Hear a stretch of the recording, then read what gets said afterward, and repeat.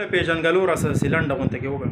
اعوذ بالله من الشیطان الرجیم بسم الله الرحمن الرحیم. زما نوم جهان زیب دی، د تاج الاتحاد شاکور بازار چیرمین یم او قاری محمد ابراهیم دی دا ملګری دا د تاج الاتحاد شاکور بازار جنرال سیکرټري دی. مشر نن چې په تنګي کې دا پشکلوتي جرګې کومه یوه غونډه وشوله د آیسو والا او د سودخورو قبضه مافیا دې ته په کوم نظر باندې ګورئ؟ آیا تاسو ته دعوت درکړی شوی؟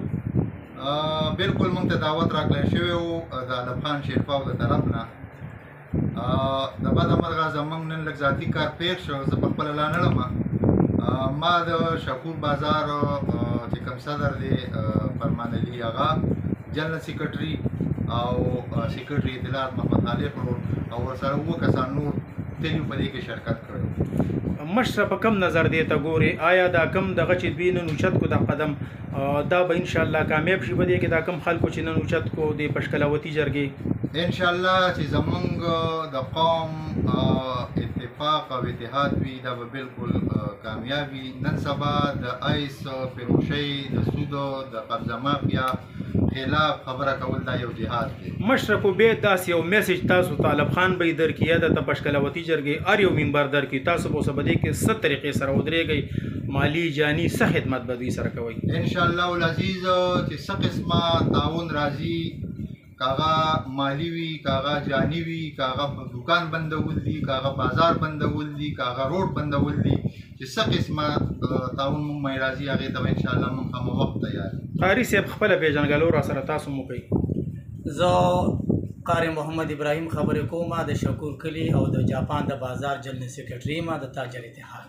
قاري صاحب دا نن چې کومه پشکلوتي جرګې د سودخورو او د آیس پیروشو د خلاف دا کومه غونډه وشوله په تنګي کې 10 بجې دې ته په کم نظر باندې ګورئ؟ او د تاسو خو یو اسلامي دغه سره تعلق ساتئ، نو د اسلام په رڼا کې دې خلکو ته څه میسج ورکوئ؟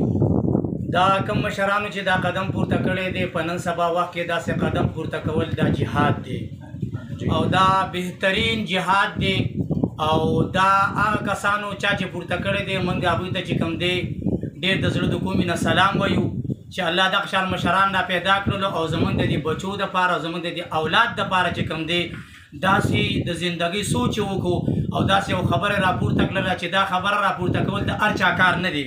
نو موږ دوی ته چې کوم دی د زړه د کومې نه سلام وایو او ملګري ورسره او دا دومره بهترین کار دی چې پیغمبر علیه الصلاة والسلام فرمایي چې کوم سړی سودخوري نو هغه ته د الله او د الله د رسول د جنګ اعلان دی او موږ د الله او د الله د رسول سره چې کوم دی ولاړي او په دې جنګ کې چې کوم دی موږ د پیغمبر او د الله سره چې کوم دی یو ځای او که زموږ مالي جسماني څه قرباني راځي نو موږ باقاعده چې کوم دی د زړه په کومې نه او لاس په نامه باندې چې کوم دی د مشرانو سره ولاړ او که داسې یو میسج تاسو له درکړي چې داسې یو پرچار تاسو مو کوي په دې بازار کې، نو آیا تاسو به خپل دوکانونه بندوئ؟